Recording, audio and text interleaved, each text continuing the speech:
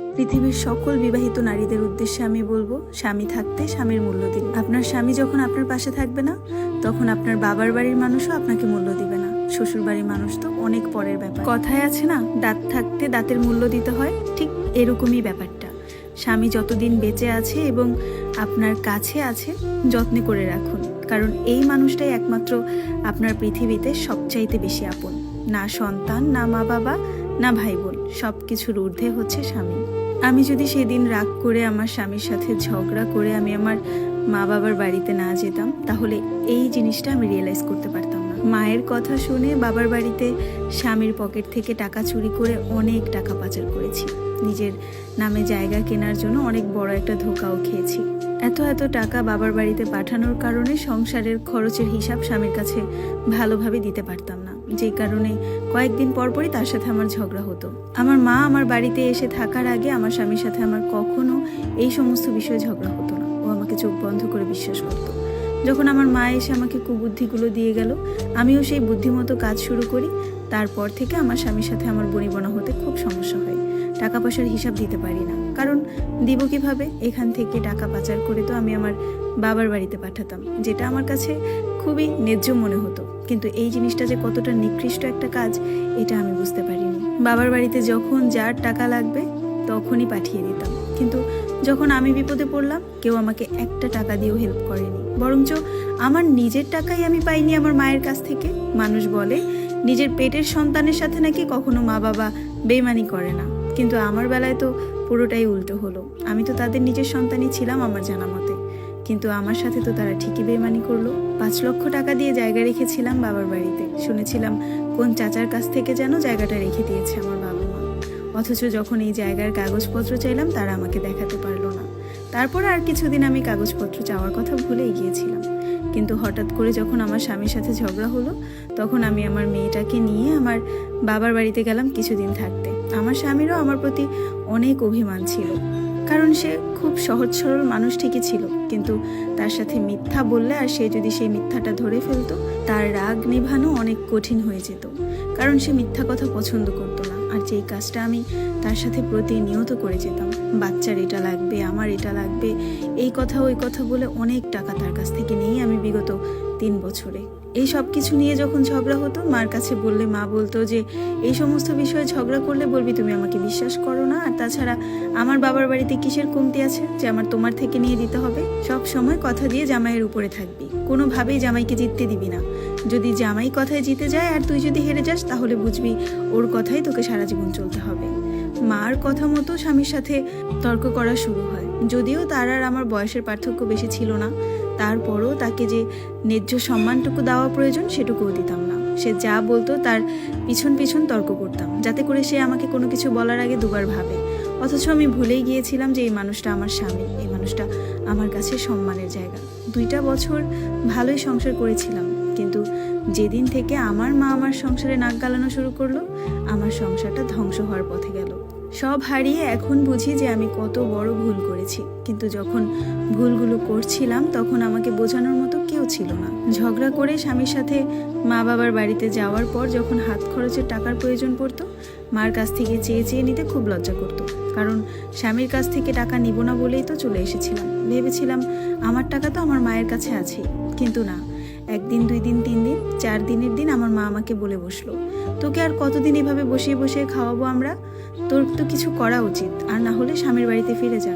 তোর বাবার পরিস্থিতি তুই তো জানিসই, আর তোর ভাইও তো ভালো মতো লেখাপড়া করছে, এখন পর্যন্ত কোনো একটা চাকরি বাকরিও করতে পারছে না। তুই যদি এভাবে করে প্রতিদিন টাকা নিস হাত খরচের জন্য, আমি কোথা থেকে দিব? তখন তো আমি অনেক অবাক হই, কারণ আমি জানতাম এতদিন আমার টাকা আমি নিচ্ছি, এতদিন যেই টাকাগুলো আমি জমিয়েছিলাম আমার মায়ের কাছে সেই টাকাগুলো নিচ্ছি। কিন্তু আমার মা বলে বসলো এমনভাবে যেন আমি আমার মায়ের বাবার বাড়ি থেকে আনা টাকা নিচ্ছি। আস্তে আস্তে বুঝতে পারি আমি তাদের উপর বোঝা হয়ে যাচ্ছি, কারণ ভাইও ভালোভাবে কথা বলতো না, সবসময় বলতো তোর উচিত হয়নি দুলা ভাইয়ের কাছ থেকে চলে আসা। ওই যে এখন তো আর ফোন দিয়ে আমার কাছ থেকে আমার ভাই বিকাশে টাকা আনতে পারে না। যখনই ওর টাকার প্রয়োজন পড়তো আমাকে ফোন দিলেই আমি আমার স্বামীর কাছ থেকে এটা লাগবে ওটা লাগবে বলে বিকাশে টাকা পাঠিয়ে দিতাম। কিন্তু বাবার বাড়িতে থাকা অবস্থায় তো তাকে আমি টাকা দিতে পারছি না, তাই এখন আর তার আদরের বোন থাকলাম না। ছোট বোনদের সাথে ভালোভাবে কথা বলতে গেলে খুব লজ্জা বোধ করতাম, কারণ মনে হতো তারা তো স্বামীর বাড়ি থেকে বেড়াতে এসছে, আর আমি তো এখানেই আছি 3-4 মাস ধরে। আর এই দিক দিয়ে আমার ভুলের কারণে আমার স্বামী পরকীয়ায় লিপ্ত হয়ে যায়। আমার স্বামী বুঝে গিয়েছিল যে আমি তার কাছ থেকে অতিরিক্ত পরিমাণের টাকা চুরি করেছি। আমার উপর থেকে আমার স্বামীর আস্থা আস্তে আস্তে নষ্ট হয়ে যায়। সে ফোনে একটা কলেজ পড়ুয়া মেয়ের সাথে কথা বলতো, কিন্তু এই বিষয়টা আমি বুঝতাম না। এটা হয় যখন থেকে নাকি সে বুঝতে পারে যে আমি তার টাকা নিয়ে আমার বাবার বাড়িতে জমাচ্ছি।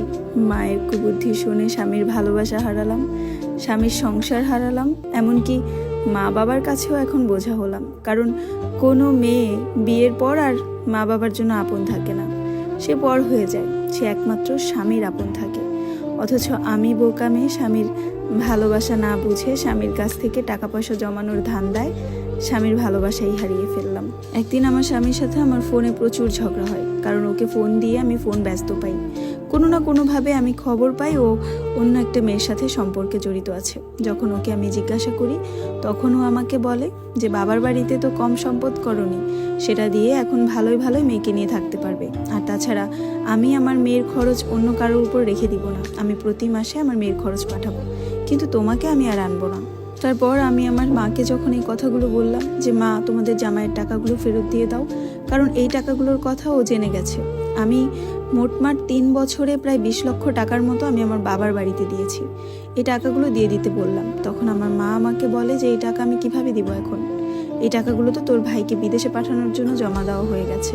এই দিক দিয়ে আমার স্বামীর বিশ্বাস, ভালোবাসা সব কিছু হারিয়ে এখন আমি নিঃস্ব। আর যখনই নাকি স্বামীর সংসার থেকে চলে আসলাম, মা বাবা ভাই বোনের দুর্ব্যবহার এবং একটা ডিভোর্সি নারীর যে জীবন কতটা ভয়ঙ্কর হতে পারে সেটা এখন আমি বুঝি। আমার এখন মনে হয় যদি আমি জীবনে আর একবার সুযোগ পেতাম, আমি আমার স্বামীর পায়ে ধরে হলেও সংসার করতাম, কখনো মা বাবার কথায় স্বামীর সংসারে অশান্তি করতাম না। কিন্তু আফসোস, এখন আর সেই সময় নেই। শুনেছি আমার স্বামী নাকি সেই কলেজ পড়ুয়া মেয়েটাকে বিয়ে করবে। আমার পরিস্থিতি এখন এমন এক জায়গায় আছে যে আমি না পারছি স্বামীর ঘরে ফেরত যেতে, আর না পারছি বাবা মার মুখের উপর কথা বলতে। কারণ এখন তাদের সাথে ঝগড়া করলে আমার রাস্তায় যেয়ে নামতে হবে। অন্তত বাবার বাড়ির একটা ছাদ তো আছে, যেটার নিচে মাথা গোজার ঠাঁই আছে আমার আর আমার মেয়ের।